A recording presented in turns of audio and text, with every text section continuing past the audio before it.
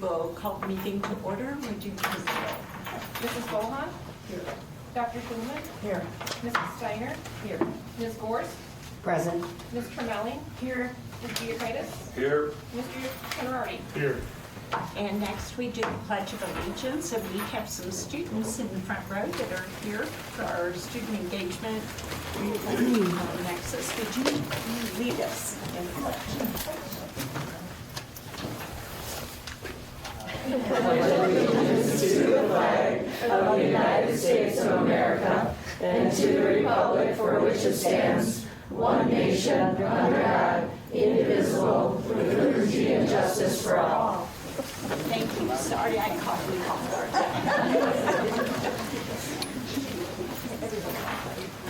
Pop quiz. We will move on to approval of the minutes from the regular meeting held on January 10th of 2024. What is your desire regarding those? So approved. Second. Okay, move to approve. And any questions or comments about those? Seeing none, we'll take the vote. Dr. Schulman? Yes. Mrs. Steiner? Yes. Ms. Gorst? Yes. Ms. Tremelling? Yes. Ms. Giacchides? Yes. Mr. Conrady? Yes. Mrs. Bohan? Yes. And approval of accounts for the month of January. What is your desire regarding approval of those accounts? Move to approve. Second. Mr. Conrady. Okay. Then any questions about the accounts? We'll go ahead and take the roll. Mrs. Steiner? Yes. Ms. Gorst? Yes. Ms. Tremelling? Yes. Mr. Giacchides? Yes. Mr. Conrady? Yes. Mrs. Bohan? Yes. Dr. Schulman? Yes. And district recognitions? Oh, okay. We will move on to communications from the public.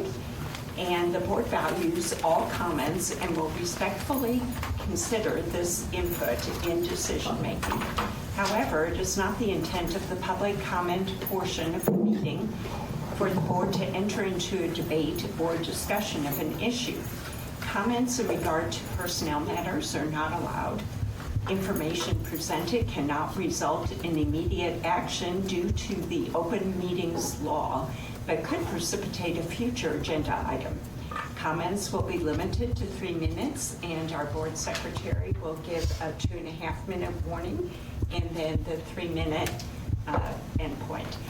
And if anyone has something they want to say, you just fill out a pink slip and you can bring it up this way to me. They're on the back table. I have one from Nicole Johnson. Welcome, Nicole. Frequent flyer. This one's a whole 3 minutes. Gotta get through. All right. I don't know if any of you have experienced thinking about your child or grandchild at school when you've heard about yet another school shooting. This is a reality that parents, students, and teachers deal with far too often, and it makes it hard to function when we do. We think about what if that same scenario happened in our child's school. How would our child react? How would we deal? Children and teens go to school every day knowing this could be a reality. When my eldest graduated 2 years ago, she felt both relief that she didn't have to deal with that constant underlying fear every day, but then felt guilt knowing that her 3 brothers were still in the schools. When adults wonder about the declining mental health of kids and why it's suddenly such a big deal, or feel that these younger generations are so soft, this is a huge part. So many adults are up in arms about school rankings and test scores, but not willing to look at the fact that it's hard to learn while your amygdala is in fight or flight all the time. You can't learn if you don't feel safe. Why don't they feel safe? Because they are being sent by their parents to places that may not be equipped to protect them every single day. Last month at this meeting, we were shown the results of a survey administered to staff at all the schools. The numbers of staff that felt Grant Elementary and the high school were safe were really low. I was sitting with other parents and we were in tears. We know it's true, but it's hard to be faced with how much safer staff feels at the other schools with more secure entrances. I currently have 2 children at the high school. The weaknesses and security there are easy to see if you open your eyes to it. The nice thing about the high schoolers is their survival instinct should kick in a moment of crisis, but it would be great to reduce the opportunity for these crises to happen. Grant Elementary, on the other hand, where for 12 years my children attended, is another story. If you talk to any of us parents and force us to think about the security of that building, it doesn't go well. We have to disconnect from how unsafe the main entrance is if there was an intruder.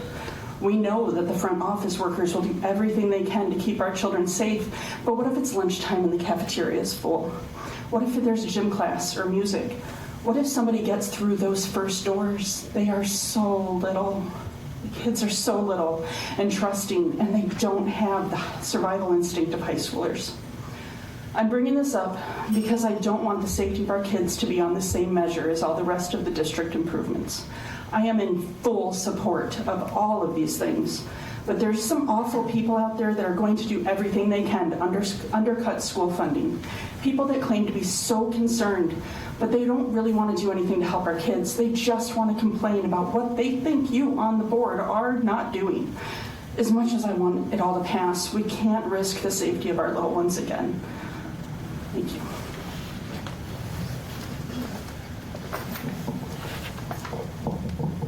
Thank you. Before we move on, is there correspondence? None. Announcements? And facility improvement planning update. We'll move on, yeah. So I'll just do a little bit to set this up as I call upon Jeff Mangan to come up from Nexus Solutions. We've been incorporating into our district staff reports on work that is ongoing with our comprehensive facility study work that the school district is partnering with Nexus Solutions on. I'm going to call a little bit of an audible on this because the report that we have is relating to some student engagement sessions that Nexus facilitated with high school students at Marshfield High School, and we have some of those students with us here tonight. And some staff members that were involved. I know Jenny Frederick, our CTE coordinator, was instrumental in helping set up a number of our CTE kids to do a session specifically related to that. And I see Rayanne Leonard is here, one of our Marshfield High School Student Council representatives. But if I could, students that are here tonight that participated in the engagement sessions, could you all stand up and let's just do a quick introduction. Just tell us your name and your grade, if you would. Those of you up here up front. Thank you. You want to start right here? Yeah, sure. Hi, I'm Arun Tripathi. I'm a senior at the high school. And what was the other part? Anything else? That's good. All right. Back here. Hi, I'm Katie Winter. I'm a freshman at the high school. I'm Alana Shane, and I'm a freshman at the high school. I'm Olivia Anderson. I'm also a freshman at the high school. I'm Maya Jensen. I'm a sophomore at the high school. I'm Lily Poldermacher. I'm a junior at the high school. I'm Alexa Shane. I'm a junior at the high school. My name is Jessica Lindo, and I'm a junior at the high school. And Rayanne, mostly student council members that are here in attendance. And I want to point that out as well because I know that there was some reference during the board forum about engagement with student council students, and this was thought of as an opportune time to incorporate student council in one of our board meetings. So with that, yes? Before you hand it over to Jeff, can I say something? I want to thank all you students for your participation and how serious you took this. Jeff brought it to facilities and we got to hear some of your responses. I was simply amazed. Thank you for taking this serious and giving us your honest opinion. Thank you. Well, Jeff, how's that for a setup? That's great. Thanks, students, for coming tonight. Good to see you again. It seems to be common knowledge. Most everybody knows that Nexus is in the process of conducting a comprehensive facility analysis. We're about halfway through it, and I know that in earlier presentations we made mention of the fact that things should all be coming together in early April to present to the administration, the facility committee, and the board, and the community with the results of our findings. So we're taking a look at all building systems inside and outside, and we're bringing in consulting engineers, other third parties that can help us assess the facilities and determine what the problems are and what potential solutions are to present to everybody and get their feedback. But a big part of it too is talking to people, talking to staff and students and getting people's opinions of what the facilities are like for them, what their experience is. Jenny, if you wouldn't mind advancing this one. There we go. So I want to, as we get into things, I want to make it clear that with the questions that we posed to the students, the 4 questions, we weren't asking students what they appreciated or liked. Okay, so you're going to be hearing more about what can be, or exclusively about what can be improved. You ask people what they would like when you have the funding to design something new or it's constructed, and you can find out from people how they like what was done. But since we're in problem-solving mode, our questions are oriented around the problems that students are experiencing. So, some of the feedback can be a little harsh at times, I think. But I know when I talked to the facility committee the evening that we conducted this, that it wasn't a real big surprise to people. So here we go. So we pulled together 3 different groups.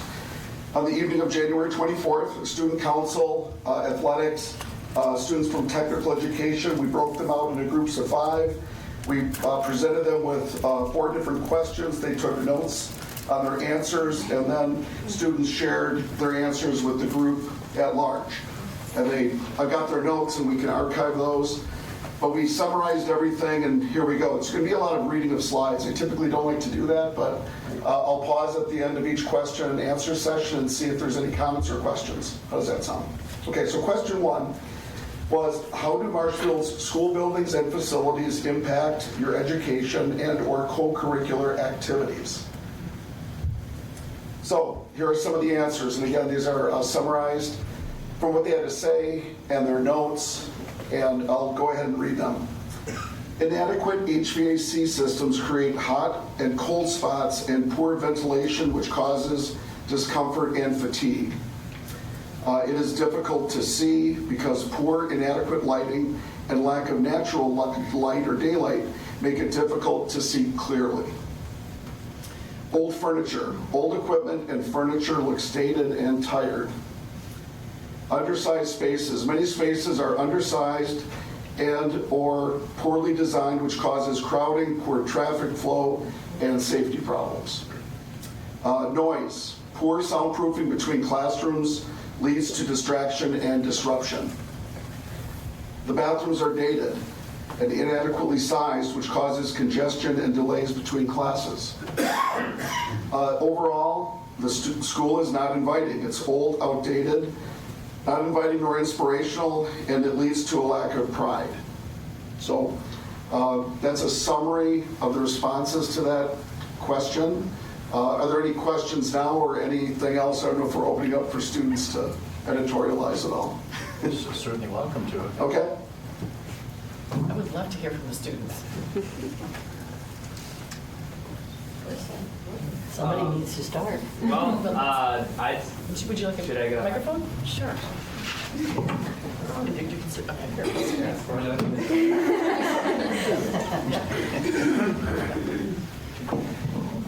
Yeah, so, so for noise, the soundproofing, I have personal experience with the lack of soundproofing at the high school.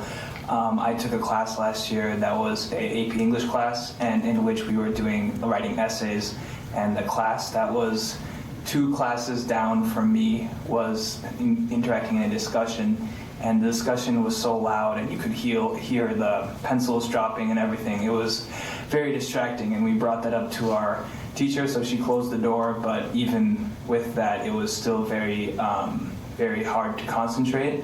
And it's not just that classroom. A lot of the classrooms in the math wing, they're all kind of like clumped together in a sort of way. So they are all really close to each other. So those distractions are very easy to notice. So, and then for the inadequate hot and cold spots, it's very obvious, I think, in the Spanish rooms that we had, they were slightly colder, and especially the places near to any exits or entries that are used quite often, there is a gigantic fluctuation in temperature.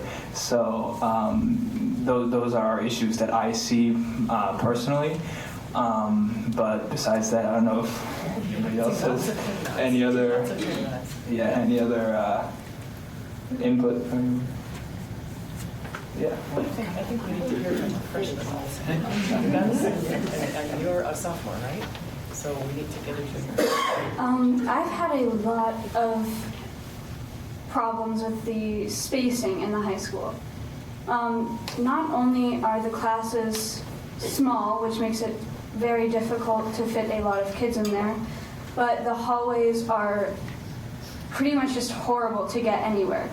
My first class of the morning, I am in the commons for study hall, and then the next class I have is all the way on the other side of the school in the Spanish wing, and it's almost impossible to get there on time. It's not only that, but you cannot get into your locker between classes because there are so many people in your way. It's hard to get out at the end of the school day with like hundreds of kids in one hallway trying to get to their lockers and then get out.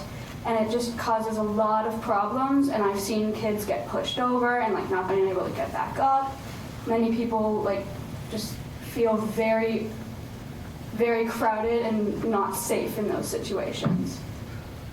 And then Mike and Beck, I know your name. On the noise complaints, in which I am in an A-push class in which we have very thin walls and a very tight space, and so every time we take a test, we can hear classes 2 or 3 rooms away trying to lead class and like have discussions while we are trying to concentrate on our tests and on our like writings, and it becomes very hard to concentrate, leading to what I've seen from it, poor placements and poor performance on those tests. That was all.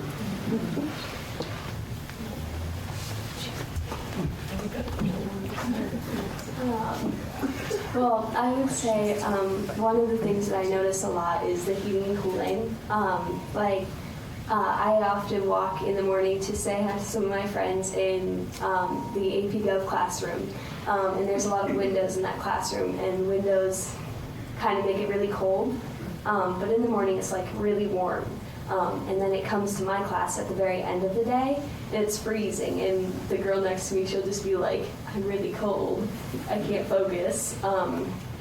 So there's that, and then the other thing that I notice a lot is I'll be trying to get to my class, and I'll have to go to the bathroom in between passing periods, and there will be a line in one of the bathrooms by the math wing, and we only have 5 minutes, so that's not enough time for me to wait in that line most of the time.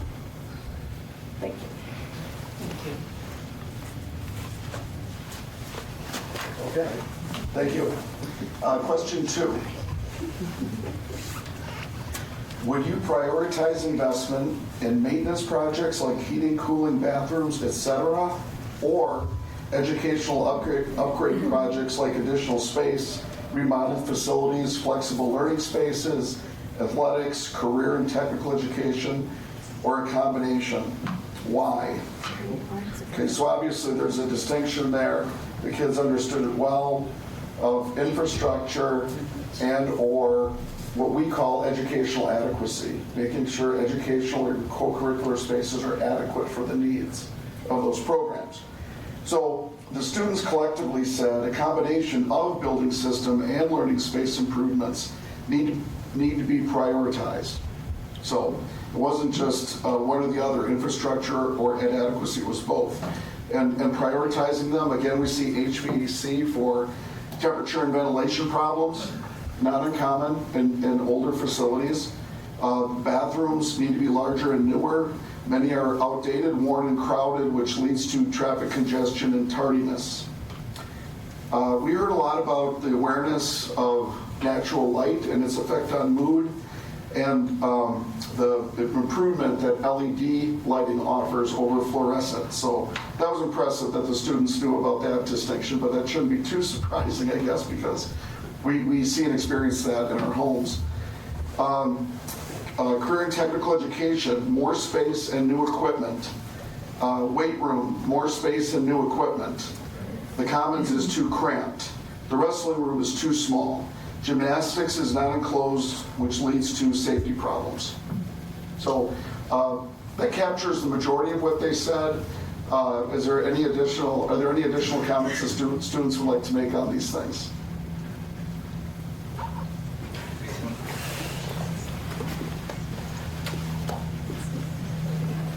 Just on the topic of LED lighting, I think it's also not just for the students' sake, like important to get LED lighting, but I also think I learned in my environmental science class this year that LED lights consume way less energy than fluorescent lights do. So I think it would also be like a money-saving thing to kind of replace lights and rejuvenate that infrastructural aspect of the high school, because with LED lights it would just overall be a greater plus. And also with bathrooms, I think we mentioned before the math wing has, which is kind of the newer wing, the one they just added more recently than the others. I know in the men's bathroom there is just one stall for everyone in the math, which is like, what is that, like 5 or 6 classrooms to use. So as you can imagine, it would probably get quite tough to use the bathroom. And then that leads to people wandering the hallways and then having excuses not to be in class and wasting time that they could spend in the classroom. So not just for convenience's sake, for the educational aspect too, I think that bathrooms need to be larger. But yeah, that's all. I have a question. Yeah. Are there any safety conditions in the bathrooms? Could you elaborate on what you mean by safety conditions? Activities going on in the bathrooms that make you feel uncomfortable using them? Yes, there are some. I wouldn't say it's a very prevalent thing, but there are times I go in there where there are multiple kids in there, and there are people in the stalls that are very obviously not using the stalls for what they're used for. But if that's kind of what you were going with that question, yeah, that's what I'd say. So we need to maybe address some safety aspects as well. Yes.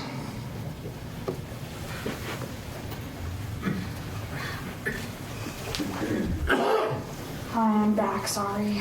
I'm here to address number 8. I am a gymnast and a student who has taken multiple gym classes during the time in which the gymnastics stuff is set up.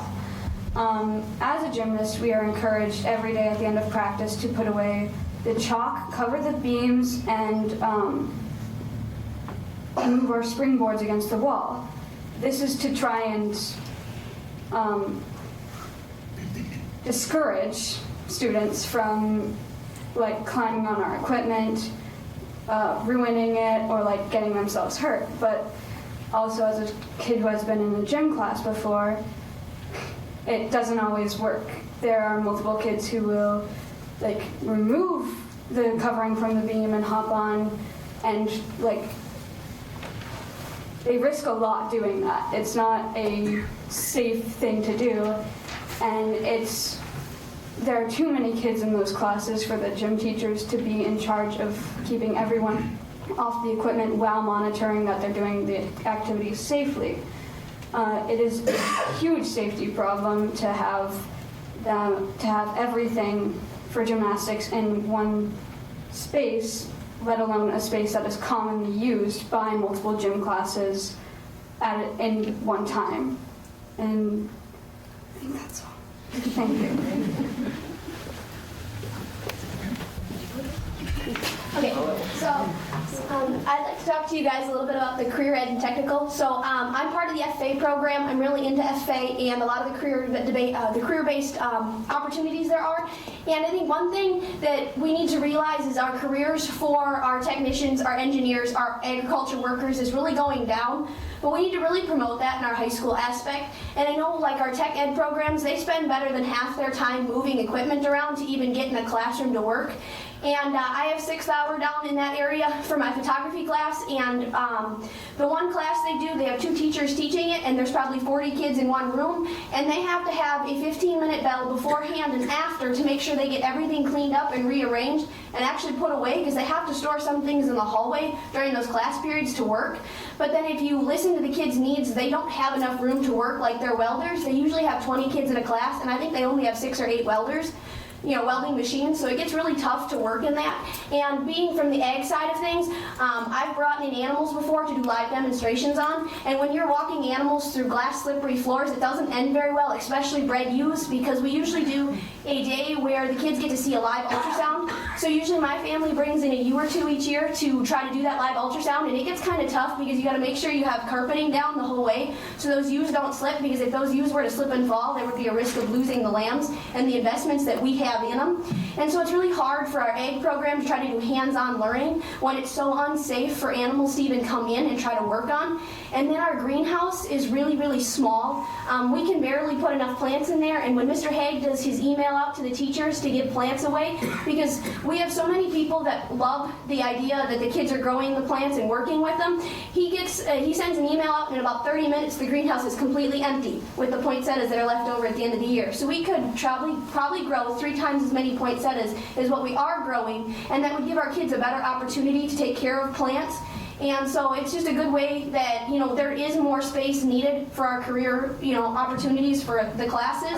And I think that's something big, because our workforce we need kids in the workforce in all of those aspects, or our country won't be able to run. So we really need to focus on trying to help them out too. Thank you very much. I'm here to talk about the weight room. So over the summer, I took a summer school gym class, so I didn't have to do it during the year. And having so many kids in one class all trying to get it done is great. But we did weight room rotations where we had to do all the things that were on the board. And there was always a line for every piece of equipment. So it's really, really hard to get what you need to get done in the short amount of time that you have. It's also very cramped, which can lead to hazardous areas and tripping, and everybody's just trying to get to the same thing. So I think that needs to be an issue that is addressed. That's all.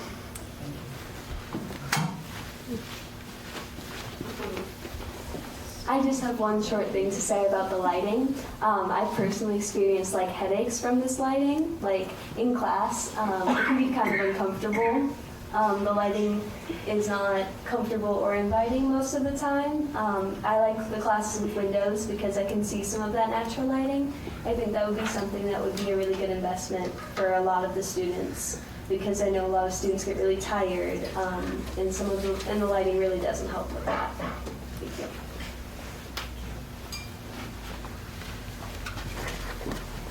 One supplementary comment I'd like to make is that the students understood the difference between additional square footage or the need for it or not, and better design. They seem to recognize some spaces are underutilized behind or around the peripheral to spaces that are actively used, and so it's just square footage.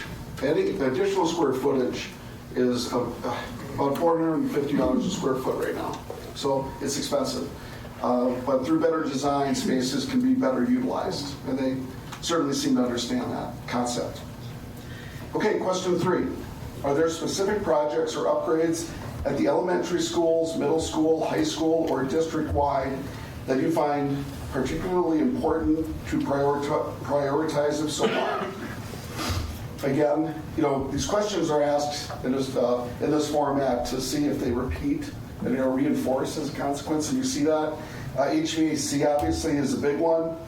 For the reasons that we said before, again, you see the need for more lighting, natural lighting, but then one student acknowledged that skylights are tough because they're covered with snow for half of the school year. So what good do they do if they're covered with snow, unless somebody's removing it?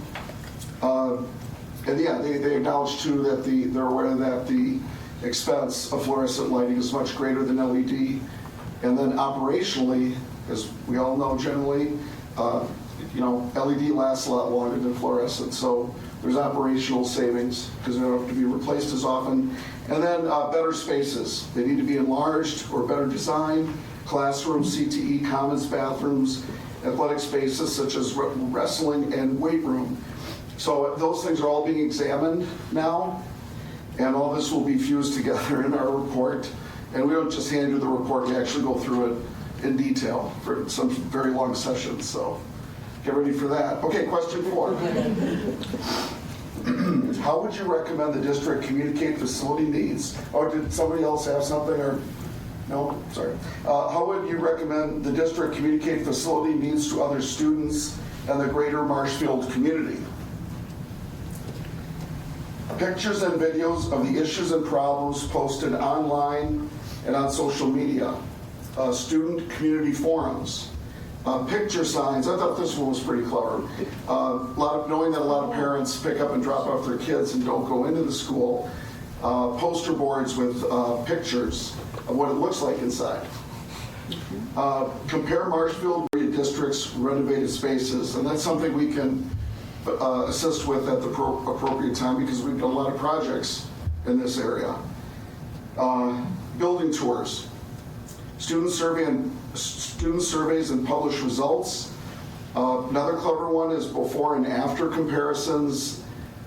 From our projects, for example, we take a lot of before pictures and many after pictures from the same perspective. It's interesting to see the stark difference between spaces, and it points out that not everything has to be new. It can be renovated to look new. A day in the life of a student to illustrate the facility challenges students face. Another clever one. Show the community the relationship between high school education and local job creation, hospital, manufacturing, and agriculture. Anything else to add, students? I actually have a question for the students. Sure.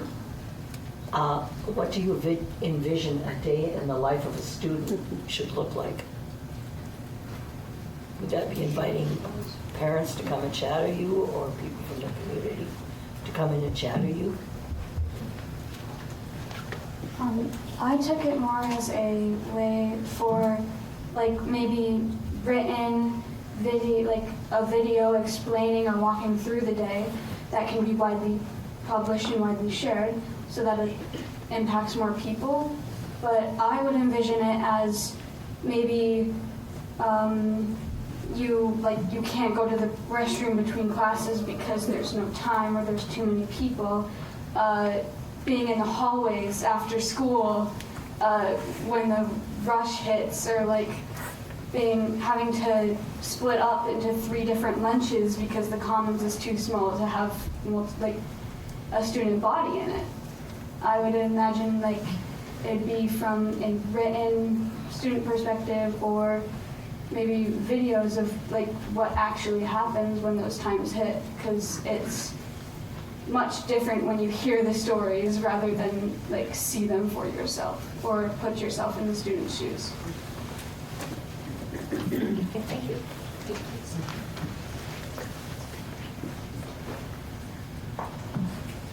That's all I have this evening. Are there any other questions? Or go ahead. No, we really appreciate all your input because it's valuable, and we have a hand in the audience.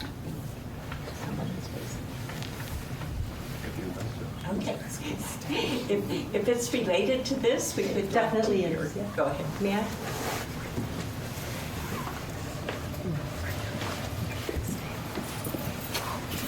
My name is Darlene Berry. I'd like to commend all of the students for their thoughtful and really constructive criticism, if you want to call it that, and your organization. I would defer to the very first slide that you had, if there's a way you can bring that up. Next one. I think that slide is gorgeous, but it's missing 1/4 of our population. You have student council, athletics, and technical education, and I don't see a circle that represents music, visual, and creative arts. That's a huge population, and having worked in a school building that has wonderful artistic opportunities, I feel like that voice is missing from all of this. I've been behind the scenes in all of those areas, and the visual and the creative and all those art things, and there's a lot of comments that you might have gotten from that population that is a gaping hole in this entire presentation. As beautiful and wonderful as it is, I'm kind of curious to know why that population was not a part of the session that you did on January 24th. Otherwise, great job. Thank you, darling. Yes, one of our students.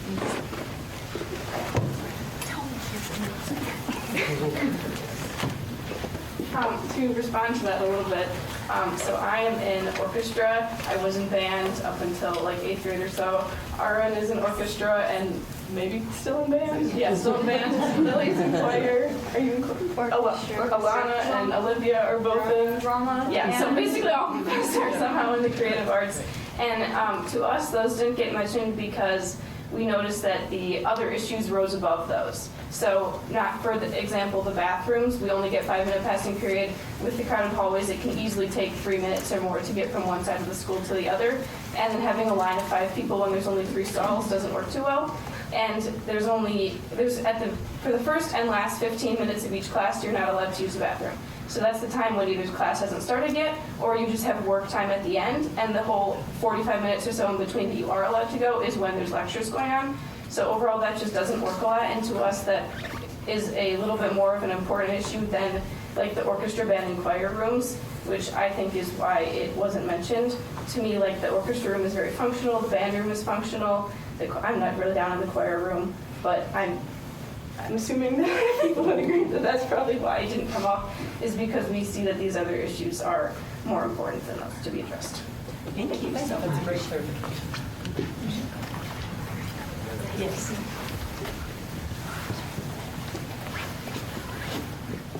I think, along with what Alexa said, ironically, I'm not in this club, I'm not in drama club, but one thing that did come up in our discussion, which I'm not sure how it came up, but when we had the discussion with Nexus, the back part of the stage where the drama club rehearses and kind of sets up. I'm not a drama person, so I don't know what it's called. I'm sorry, guys. Backstage. Well, that was a tough one. Yeah, no, I just look silly. Okay, so the backstage, and the reason I know this is because I played in the pit orchestra. I played saxophone for the pit orchestra last year for their Matilda play, and I did get a glimpse. I wasn't even back there for like work or anything, but I just got a glimpse, and it looks like it's overcrowded, needs a renovation very badly. So that's one area I think if you were to look into for restructuring or renovating, it would be that backstage for the drama club for all performances. That's just one area that came to mind, but yeah, that's all. Thank you. Could you do me a favor and give her? Thank you. I would just like to add that we are examining each and every square foot of the buildings and of the property. And sometimes time doesn't permit to speak to all students groups, but we speak to principals and department heads, and we ferret out all the ideas for suggested improvements. So that'll be in a report about EAVIC. So when we get to that point. All right, thank you. Thank you, everyone. Thank you. It was very helpful. Yes. I want to applaud the students.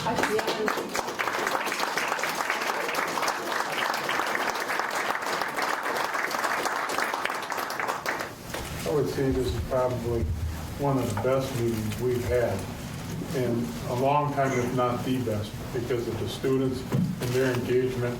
And you can tell they know what they're talking about because they're not skipping anywhere. And we can change that so that there's more of this happening, like having a student representative on the board. Yes, or more students can be in for issues. Thank you so much. It's great. Absolutely wonderful. Thank you. And we will move on to the superintendent. Just as a few more items, we've got a number of recognitions and appreciation areas that are going on right now. To begin with, I'd like to note that February is Career and Technical Education Month.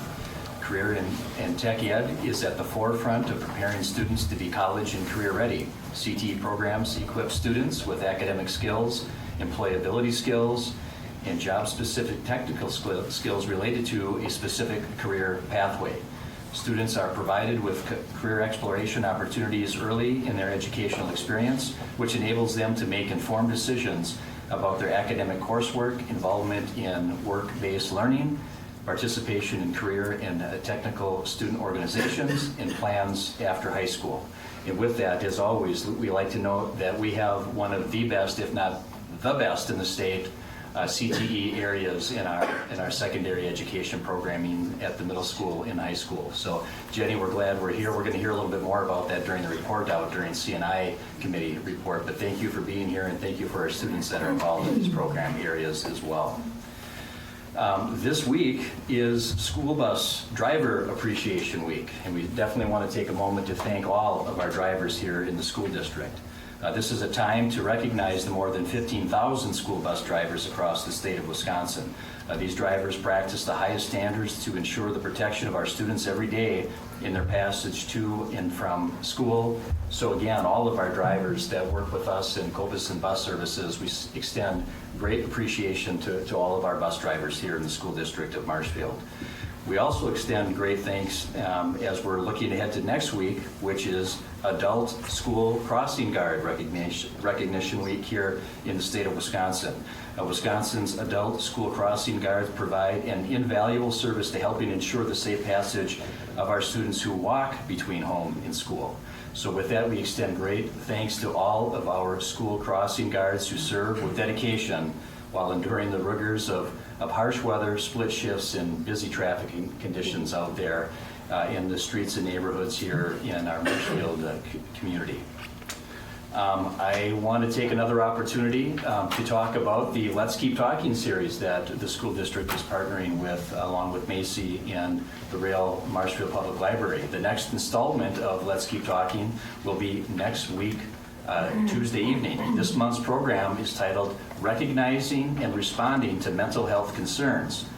Community mental health professionals will be available for the program to talk about common mental health issues, including anxiety and depression. They will be including strategies for help, tips for positive communication, and resources will be provided. Again, all of these presentations for the Let's Keep Talking series take place on the third Tuesday of each month.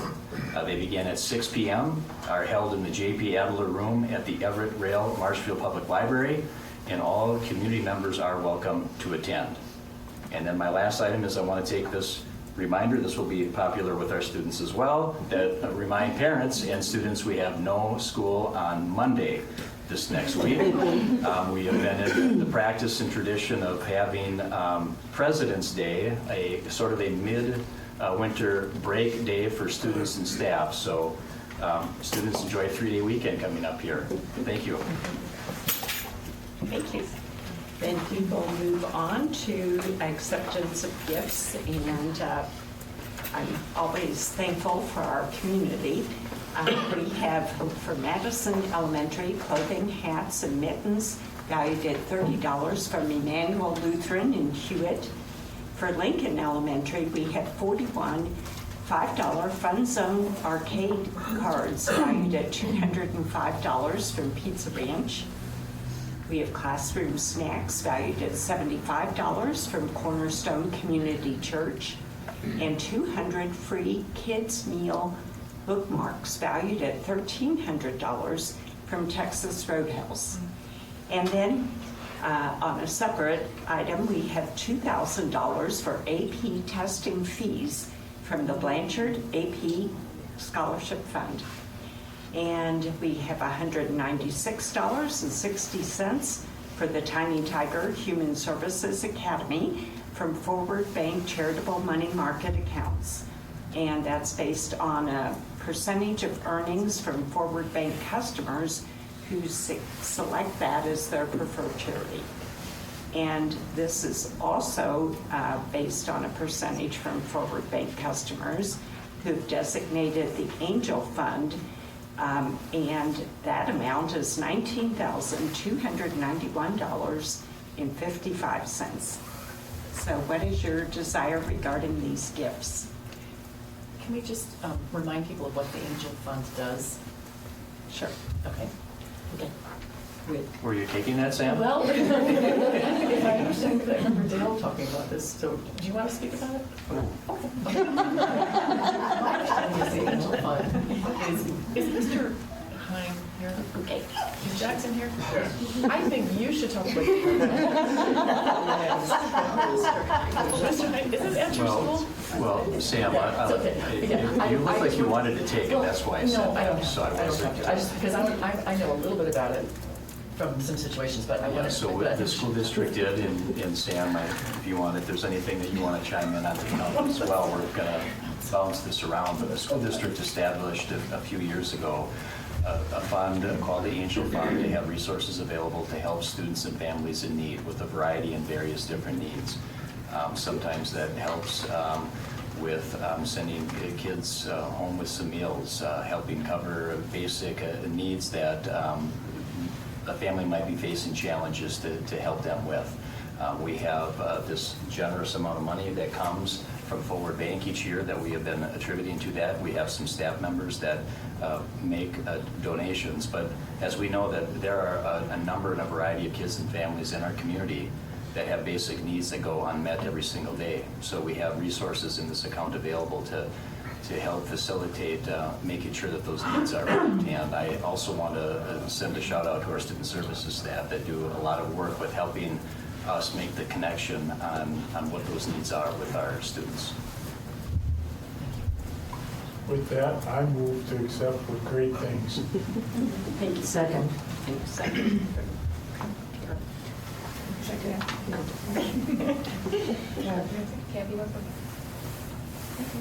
Then we will go ahead and take the vote. Okay, Ms. Gorst?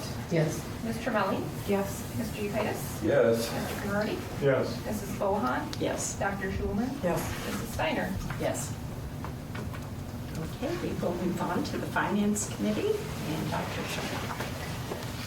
Well, we plowed through quite a bit of information tonight. I'll try to be succinct. We started with a review of the monthly bills, which mostly what we called out was how well the savings account that we talked about last month has been doing as far as raising really nice returns. We're getting over 5% on some money. And our increase, the year-to-date increase is about $193,000. So, and just since, that's from July 1st to January 31st. Just in the month of January alone was over $31,000 that was raised. So we're doing very well with that, with our investment earnings. We reviewed the variance report, which is basically comparing year over year how much of the budget has been spent at this point in time in the school year. And is it on, if we're 50% through the school year, have we spent 50% of the budget? If not, why? So there were a couple of differences from last year. We've actually had a significant decrease in spending on heating, fuel, and snow removal. Not sure why. It's 50 degrees next week. There have been some significant increases in other things like equipment purchases, particularly snow removal equipment, ironically enough, as well as some more equipment for the CT department. We are ahead of ourselves in paying the lease fees for our iPads, so there will only be one payment this year. So the lease amounts are significantly down. We're expected to see more expenditures throughout the spring as we're finishing some capital projects, as well as the pickleball project at high school? No, middle school. High school. Up there. Staff and benefits are all about in the expected range. The supplies are slightly above where they were last year. It looks like it's a higher percentage, but the actual dollar amount's the same because the budget is smaller. So there weren't too many things exciting there. We got an update talking about the health plan renewal. We're working with our broker, M3, as well as with Security Health Plan. We're hoping to get some information and some numbers back from Security. They're not quite moving as quickly as is comfortable. We've had some very favorable increases in the last few years. But we're thinking because of higher utilization last year, the renewal number might not be as favorable this coming year. So we're thinking about issuing a request for proposal from other insurance options so that we kind of get ahead of the game. It's always a challenge to change health plans, but we've budgeted for about 9%, and Security it's looking like they may come back significantly higher than that. So we'd like to have some more options that fit a little bit more nicely into our budget. Hoping for the best, expecting all outcomes though. So we reviewed the list of contracts, supplies and materials, and vendors for these various things. Not too many questions about that. Our first action item tonight is to approve the CISA 10 contract. We contracted CISA 10 over the last few years because we do consulting. They do consulting for the state, basically, and how to manage the federal grant processes around E-rate. And there are lots of regulations. Writing these grants is difficult. We've been using it because as these E-rate dollars have been made available through the federal government, and if they are willing to, for a very low price, to do all this legwork for us instead of reinventing the wheel, it costs about $5,500 for us to contract with them. And so far this year, we have received in federal benefits through that program $78,000-ish. Last year, we received almost $400,000. So we get a really good return on that investment. So we can just do that. I bring on behalf of committee and ask approval of the 2024-2025 CISA 10 contract. Okay, so the committee has asked us to approve the CISA contract for next school year in the amount of $5,500. Any questions for the committee? I just have a quick question. I thought that we were bound to, like, you got your CISA 5. We're a member of CISA 5. Correct. But we can contract with other CISA organizations. Any of them that have maybe a specialty that is not met by that one. That very topic came up at committee and was discussed. The CISA system, there are 12 CISAs in total. There are 12 different regional areas that encompass those 12 CISAs, and they do a lot of collaborative work together. So there are some services and offerings that an individual CISA will cover for the entire state. CISA 9 runs a virtual school that's open to all public schools in the state.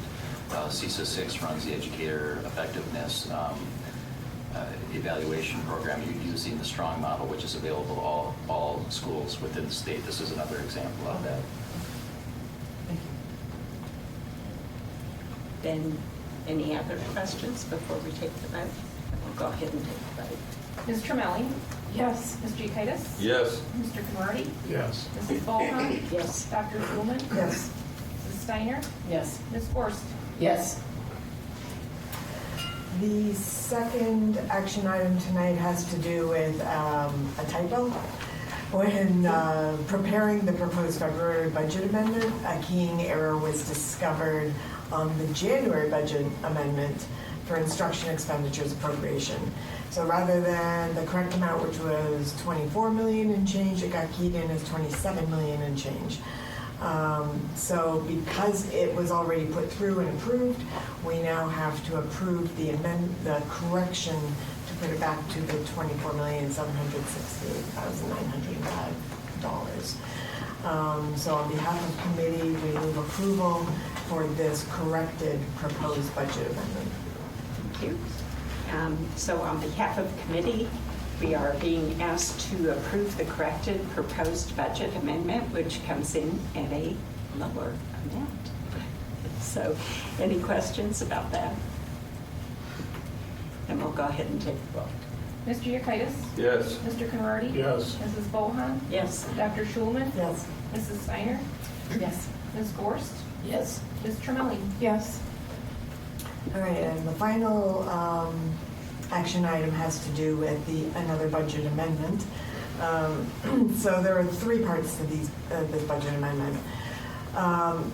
Part one, there was an increase in revenue from the common school funds.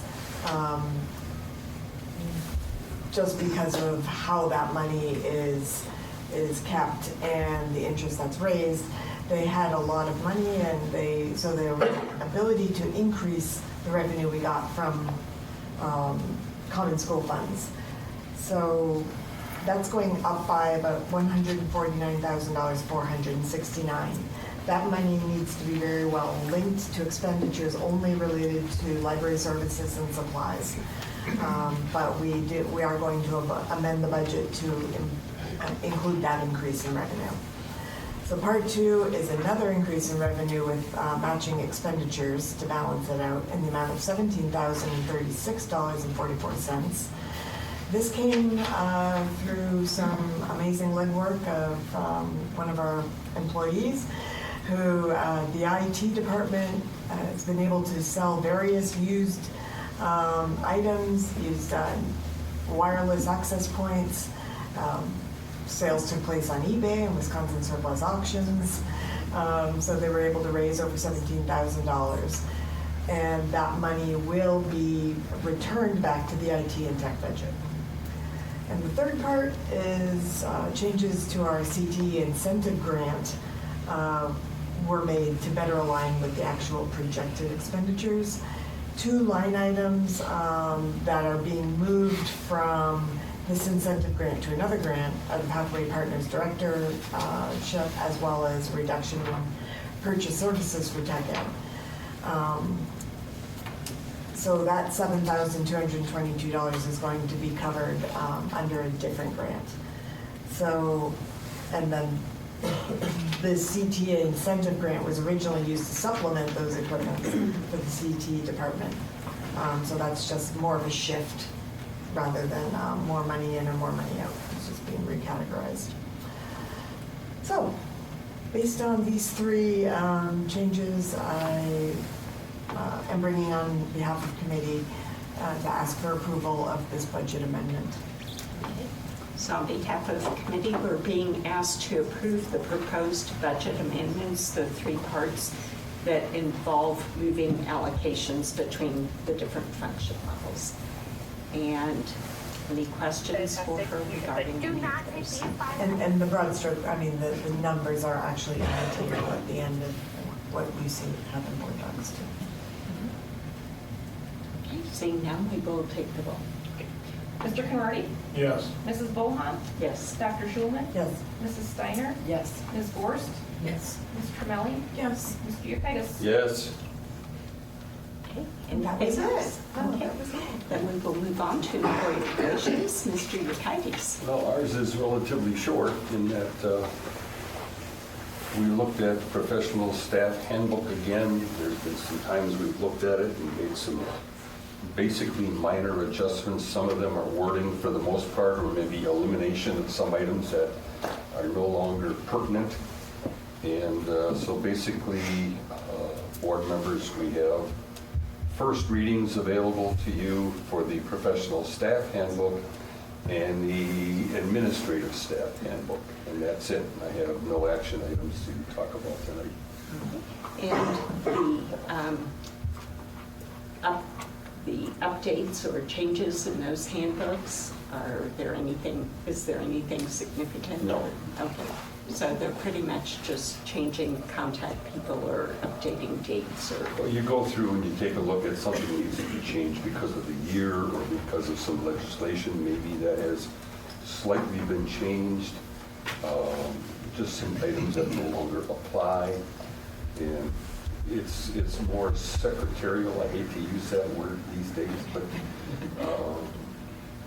just professionally working through the documents. Okay, so you have a month to take a look at those changes, and they will come back.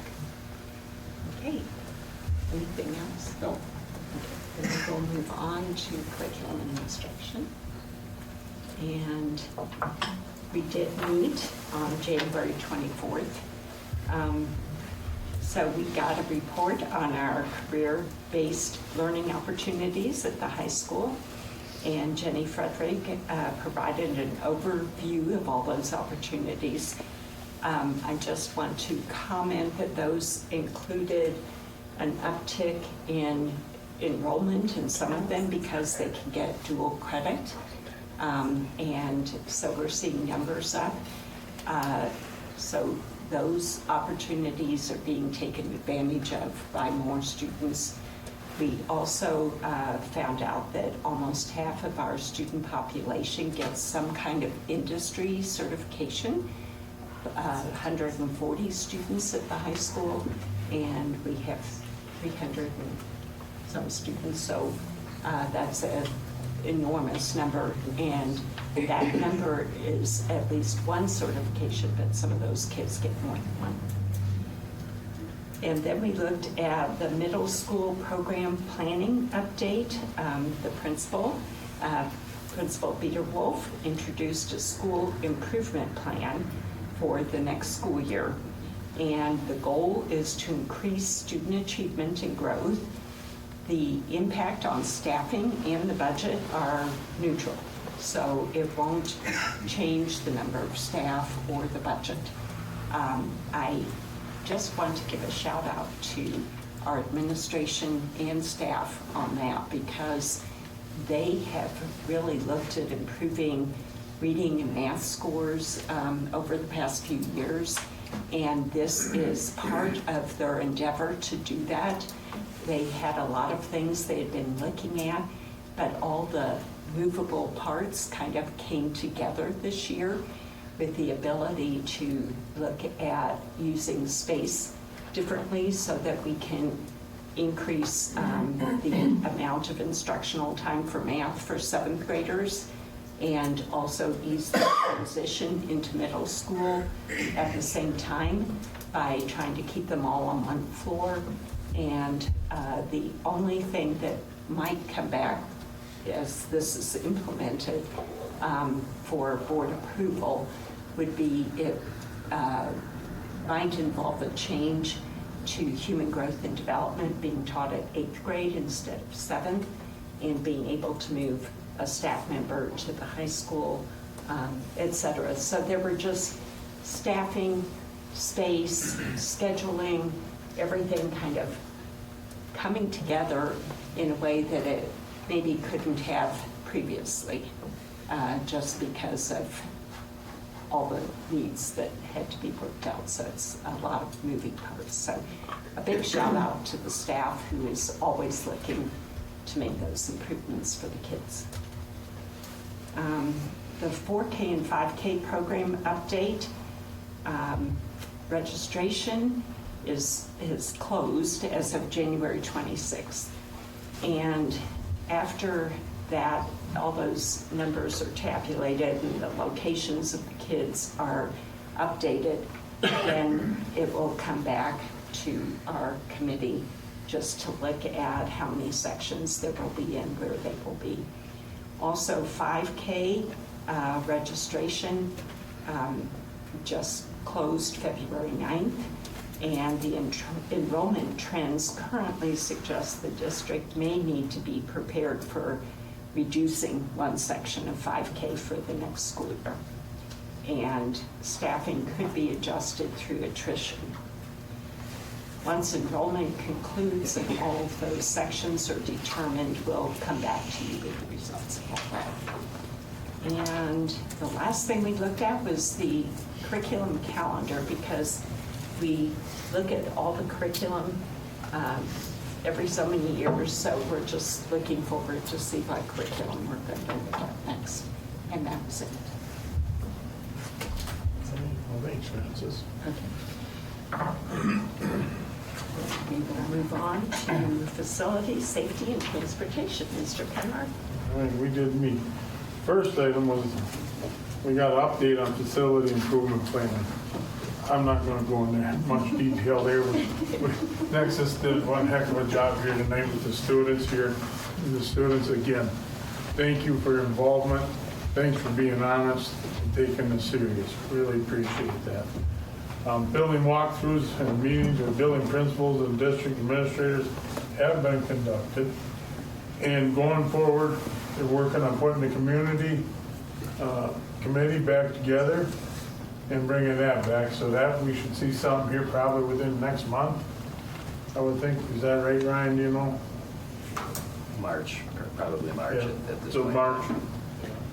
All right, that's really all I got there. Capital maintenance projects, we went over a list. I believe that, I know the auditorium, we had talked about some work going on down there. And they were looking on some pricing with some LEDs that may happen or may get pushed back, but I know down in the auditorium with the curtains and the lighting down there, that was one big thing, and that's been going on forever. Yes, Aaron? Grant windows. The Grant windows. Oh, and the windows at Grant. Yeah, so that's coming there. There's quite a few other items, but that's just a few that we hit on. Snow removal updates, snow removal costs through the end of December are around $9,000. The amount is significantly less than last year due to a change in services, unseasonable weather conditions, and other adjustments that were made to the process. Just a little reminder, and I talked to Aaron earlier about, he had bought himself some equipment, tractor and a broom, so we can keep the sidewalks clean. Take that away from the people that are trying to do the snow plowing. We can take care of some of that. With the money we've saved already, that equipment already paid for itself. So that's what I got. If you got any questions or anything, that's where we are with facilities. Any questions? And as you can see, with this Nexus group and the facilities meeting, it's pretty entertaining. Nice. Policy committee did not meet this past month, and we will go back to old business, and this is a required 6-month review of the safe return to in-person instruction and continuity of services plan, which goes back to COVID. Yeah, I'll just a few more details and reminders that this is related specifically to ESSER III funding, that the school district and all public school districts that received the funding through ESSER III did require the development of this specific plan design that we had to develop, and the law, by taking the money, requires a 6-month review. So we've been on a cycle of August and February are the two times of the year that we brought this forward. There are no changes to the plan. There have not been changes in procedures and protocols related to operations of schools this year, so there's no changes to it, but we still have to go through having this noticed and reviewed at one of our public school board meetings every 6 months. We are on track to spend down all of the remaining ESSER III funding that we have available. Our goal with that is through the end of this fiscal year by June 30th. We're able to get the reimbursement for that spending through, I think, September 30th. Is that right, Sam? But our goal is to get it spent down by the end of this fiscal year. That gives us a little cushion time if there is any remaining into the later parts of the summer, as well as seeking all of our reimbursements, because again, this is a spend it and then get reimbursed process. So that's good to have a goal of spending it down by June 30th, because we've got a few months to make sure all the reimbursements go through properly. So I also want to emphasize that, because I'm not sure at this point whether we're going to have to bring this back in August for the formality if we still haven't completed all of our reimbursements yet, but that is a possibility. We don't anticipate any changes at that point in time either. But again, that's it had to be on the agenda for our 6-month check-in. So no worries, school as usual. Yeah. Okay. Okay, we will move on to new business, and we will start with retirements. Mr. Cuddy. As an individual board member, I would recommend that we approve the retirement of Renee Furlinger, of Heidi is either Byrne or Bryn Larrabee Wallstrom, and of Michael Simon. Those are the 3 retirement requests that we have. And again, we will need a second on that because this does not come out of committee. Second. Kathy? Yep. Any questions? Then we will take the roll on approving those retirements. Mrs. Bohan? Yes. Dr. Schulman? Yes. Mrs. Steiner? Yes. Ms. Gorst? Yes. Ms. Tremelli? Yes. Mr. Yekitis? Yes. Mr. Conrady? Yes. Okay, we move on to resignations. Once again, as an individual board member, I move for the approval of the resignations of the following. Is it Kason or Kasan Heckendorf, teacher of music at Nasonville, Washington? Adam Vansel, teacher assistant, plus an AM bus aide at Ferguson. And Alea Boros, teacher, grade 4 in Washington. So we will need a second. Second. Any questions? Then we'll go ahead and take the roll. Dr. Schulman? Yes. Mrs. Steiner? Yes. Ms. Gorst? Yes. Ms. Tremelli? Yes. Mr. Yekitis? Yes. Mr. Conrady? Yes. Mrs. Bohan? Yes. We'll move on to approval of employment of new personnel. Once again, as an individual board member, I move to approve the employment of the following. Cassandra Dickey, teacher, cross-categorical aide, Madison School. Michael Hargens, food service assistant cook at the high school. Dana Canterberg, food service floater position, district-wide. And Emily Hutchinson, elementary flex teacher. That is a position that was approved previously to the board and has been valuable to have that kind of person on board because they have also become hires once their flex position has run out. Do we have a second? Second. Any questions? We'll go ahead and take the roll. Mrs. Steiner? Yes. Ms. Gorst? Yes. Ms. Tremelli? Yes. Mr. Yekitis? Yes. Mr. Conrady? Yes. Ms. Bohan? Yes. And Dr. Schulman? Yes. Yeah, we have an interim contract. Oh, as yes, needed as well. I'm sorry, we discussed that. Also, the approval of employment category, interim position for Mike Nixick as the assistant principal at Grant School. We just discussed that earlier in executive session, so I have all that right? Limited term interim contract. Right? Okay. We'll need a second on that, too. Second. Thank you. And he will just be filling in for a short amount of time. Not filling in for somebody that's on family medical leave. It's a little shifting there. Yes. Okay. Any questions about that? Then we'll go ahead and take the roll. Ms. Gorst? Yes. Ms. Tremelli? Yes. Mr. Yekitis? Yes. Mr. Conrady? Yes. Mrs. Bohan? Yes. Dr. Schulman? Yes. Mrs. Steiner? Yes. Sorry, forgot about that one. Thank you. Then we will move on to approval of the pupil non-discrimination report, which is annual required reporting that we do with a lot of statistics in it. And this was presented last month for first reading. And do we have a motion to approve first of all before we discuss anything? Move to approve. Okay. Second? Second. Thank you. Any questions about that? Public feedback on this. I'm sorry, what? Did we get any public feedback on this? Not that I'm aware of, no. You did not receive anything, no? Right, it was posted for 1 month is what she's referring to, so that people had an opportunity to present feedback, and that was brought up at the last meeting, that opportunity was there.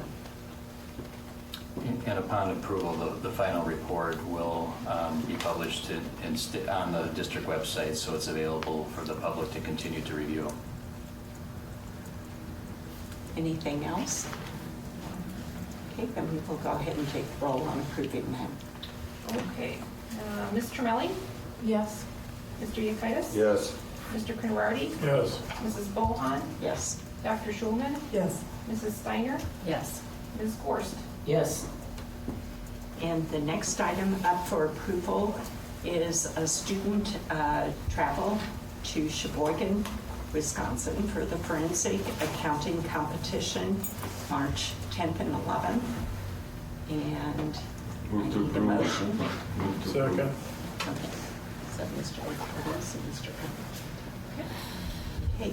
And there would be 4 students going to the competition, and it's one night. Any questions? Okay, then we will go ahead and take the roll. Mr. Yekitis? Yes. Mr. Conrady? Yes. Mrs. Bohan? Yes. Dr. Schulman? Yes. Mrs. Steiner? Yes. Ms. Gorst? Yes. Mr. Melly? Yes. Okay, and the next item is also approval of student travel, this time to Madison, Wisconsin for the State Finance Bowl Championship. And this would be May 14th to 15th. And again, 4 students on the competition team. Do we have a motion? Okay. Second. Okay. And any questions? Is it the same for students? No, I don't know. Actually, it's the same teacher, but maybe not the same. He's going. Are you on both? No. Okay. So, any other questions? We will go ahead and take the vote then. All right, Mr. Conrady? Yes. Mrs. Bohan? Yes. Dr. Schulman? Yes. Mrs. Steiner? Yes. Ms. Gorst? Yes. Ms. Tremelli? Yes. And Mr. Yekitis? Yes. And we wish both teams success and at least to enjoy and learn a lot. So at this time, I would entertain a motion. Not yet. Quick comment. Sure. I've brought this up before. There is a term used in school districts called extracurriculars. I can't think of anything in the school district that is extracurricular. They should always be called co-curricular because they are tied closely to courses, to graduation needs, things that students need for their futures. And to me, these things are natural and necessary and are not extracurricular activities. Just a comment. Thank you. And at this time, I would entertain a motion to adjourn. So moved. And a second. Second. All in favor, say aye. Thank you.